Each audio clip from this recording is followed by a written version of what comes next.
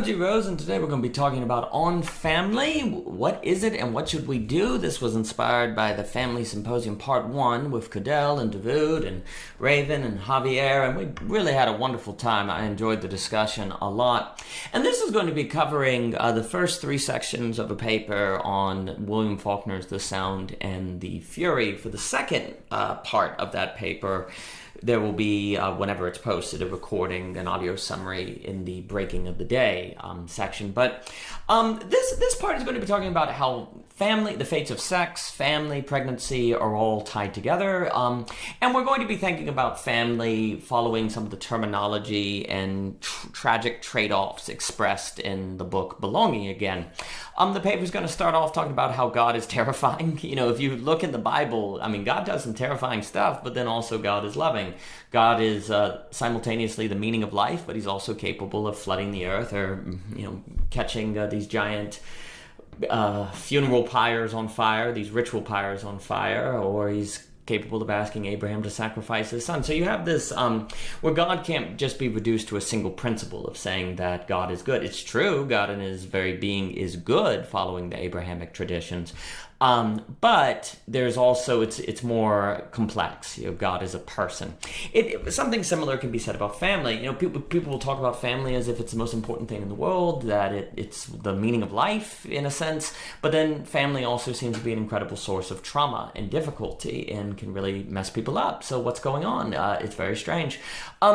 Family gives us order. It gives us an organization, it gives us direction, it gives us traditions, it gives us meal times, it gives us a sense of where we should place our duties, where we should place our alliances, but it can also restrict individual freedom.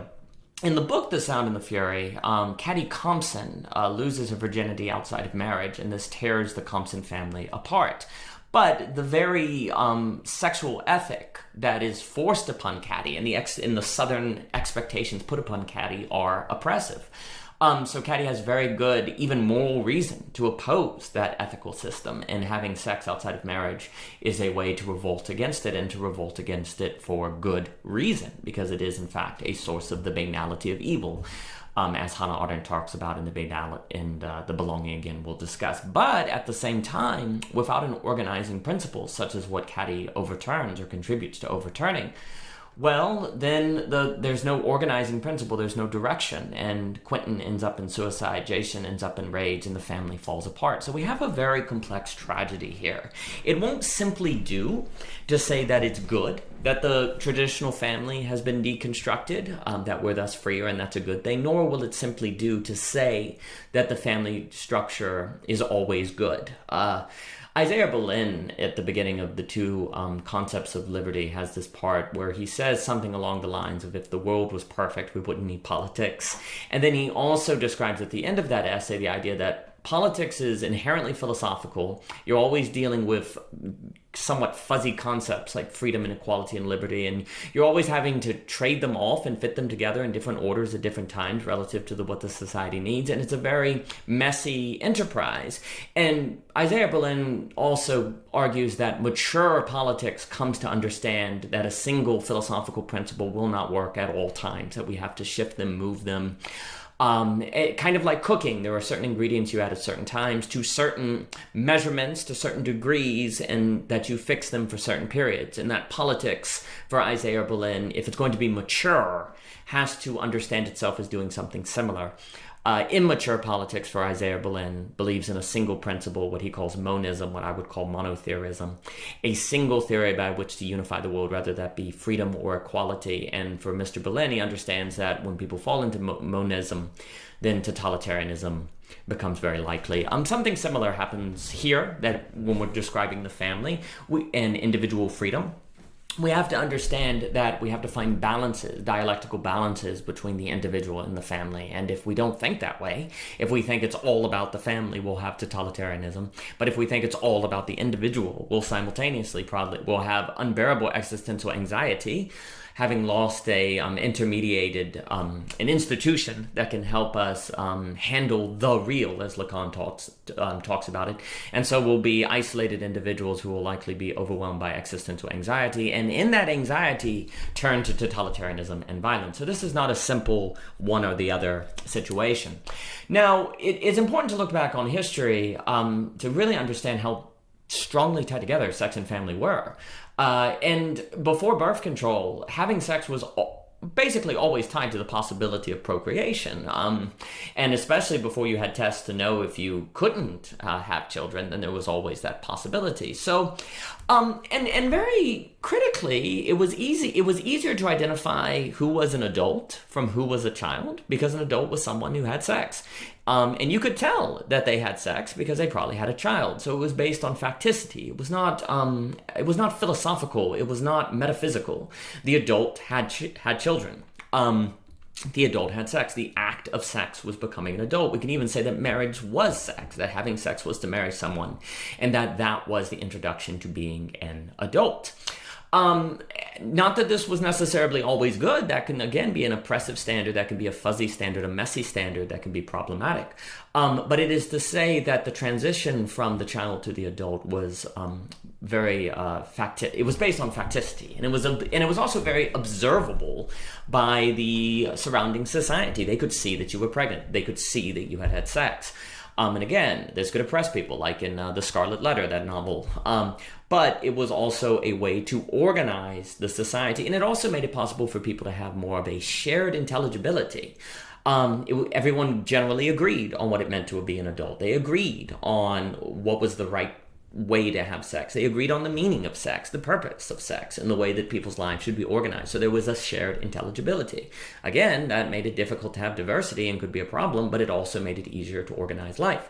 Shared intelligibility also makes you less existential around your neighbors or your community members, because you're not wondering all the time how they interpret your actions or what they think that you're doing. Yes, there could be disagreement, but you wouldn't have these deep disagreements so much on the very organizing and principles of life or the deepest metaphysical values which we should observe. There was more shared hermeneutics, shared intelligibility there. As sex and childbirth has been separated, well, then there can now be disagreement on what organizes society. And it's not based necessarily on something so visible, like being pregnant, or visible, such as the existence of children. It is now much more metaphysical. There's a lot of talk today about the need for philosophy to be less disembodied, to be less heads on sticks, to be more full-bodied. And because there's a realization of how that can contribute to a failure to participate in the world in a useful and meaningful and deep and personal way.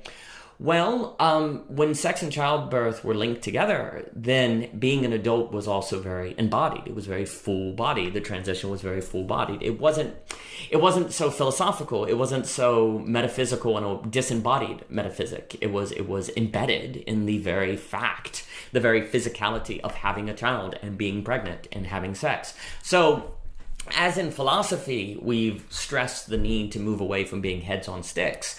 When it comes to family structures, we've moved in the direction of being more disembodied. And so therefore, as there has been philosophical anxiety that has resulted from being heads on sticks that we're trying to get out of now, there is now great existential anxiety that is being found in the very social order, because family and the social order are so deeply tied together. What has generally happened is after birth control, and again, we're not saying that birth control is necessarily bad. It's all trade-offs. It's very important to understand this. This is not black and white. We're trying to describe the situation that we are now in so that we can better face it. This is all tied to that paper on the meaning crisis as a sign of hope, where it's argued that the meaning crisis is a result of us occupying a chosen space where we no longer accept old ways of having meaning, like xenophobia, bigotry, closed-mindedness, where we're trying to find a new source of meaning. And so it's a potential negative space that could lead to sublation, like in a Hegelian sense, but it could also be an effacement if we don't figure this out. If we figure it out, out, it could be the best of all possible worlds. And if we don't figure it out, it could be the worst. Just like in Hegel, there's progress, but it's a contingent progress that if we fail to live up to, it could be very consequential. So likewise, the loss of birth control, the introduction of birth control, can be a negative space that opens up greater possibilities. But if we fail, it could open up worse possibilities. This is not a simple black and white birth control is bad, or that what Caddy did was wrong. We have to think more like Isaiah Berlin.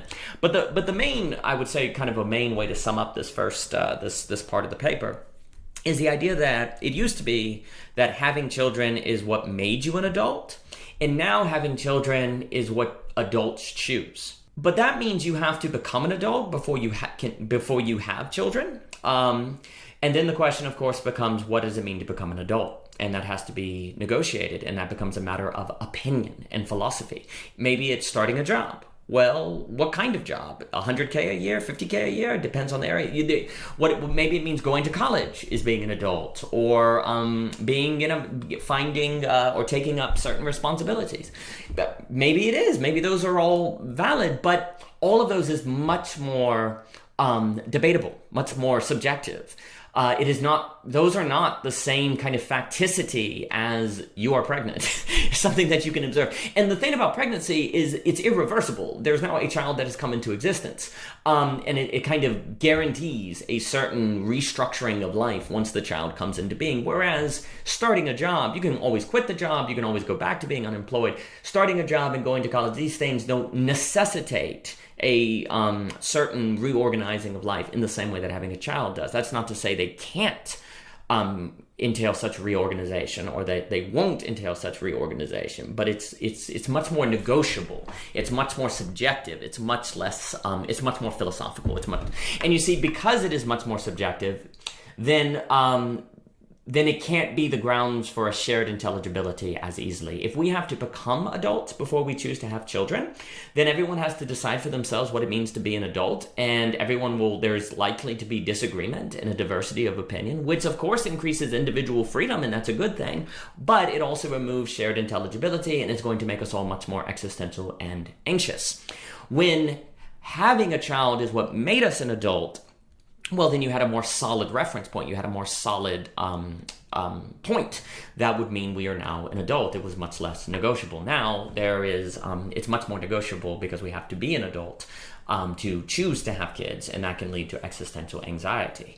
In the same way that in the past there were rituals that made you a teenager, or rituals that made you educated, or so on and so forth. But now it's almost like you have to become a teenager before you do these rituals. But then, of course, when are you a teenager, and who decides? And I would say that if you have to become an adult before you have children, we shouldn't be surprised that there's that birth rates are collapsing. And likewise, if you have to be a teenager before you can engage in certain rituals that teenagers engage in, then we shouldn't be surprised if people aren't sure if they're teenagers or you have an extended adolescence. If you have to be to do as opposed to be by doing, then we should expect for being to be pushed off for a very long time, because there's going to be a lot more uncertainty. And if you're uncertain, wherever there's uncertainty, there's delay. It's just probable. If I'm certain that X is what I'm supposed to do, then I will probably do X rather quickly. But if I'm uncertain that X is what I'm supposed to do, then there will be delay. Uncertainty and delay are strongly tied together. And again, that doesn't mean uncertainty is bad, because maybe the delay means you make a better choice. The point is that where there's an introduction of uncertainty, such as is introduced where you have to become an adult to choose to have children, then there's going to be a delay of people having children because they're not sure when they should. And that will lead to falling birth rates, which may be a good thing if overpopulation will kill us all. I know that's a debated subject. I'm not interested in getting into that right here. But the point is that uncertainty leads to delay. And so likewise, there's a delay of people leaving adolescence and so forth and so on. So again, where it is adults who choose to have children as opposed to having children makes us an adult, then there's going to be a lot more existential uncertainty and a lot less societal order, shared intelligibility, if you will, which increases individual freedom, but will lead to existential anxiety, which unfortunately could make totalitarianism appealing to correct, as taken up in Belonging Again. that's the main ideas of part one of this paper on which is ultimately going to be about The Sound and the Fury by William Faulkner, because the next part of this paper is going to be describing the ideas we just went over in the context of the novel The Sound and the Fury, and that audio recording will be done later when we get to that part in the breaking of the day on the masterpiece by Mr. William Faulkner. But again, this was all inspired and thanks to that wonderful family symposium with those wonderful people, Cadell, Raven, Davood, Javier. Grateful for that and for more. Please visit Javier's website. I highly suggest on the dating theory, the work that he does. Please visit Cadell, Davood, Raven's work, Raven at the Stoa, Davood, wonderful book reviews, reflections, Cadell, extraordinary work on many of the most important thinkers in Western philosophy. And please also visit ogrose.com, and thank you for your time.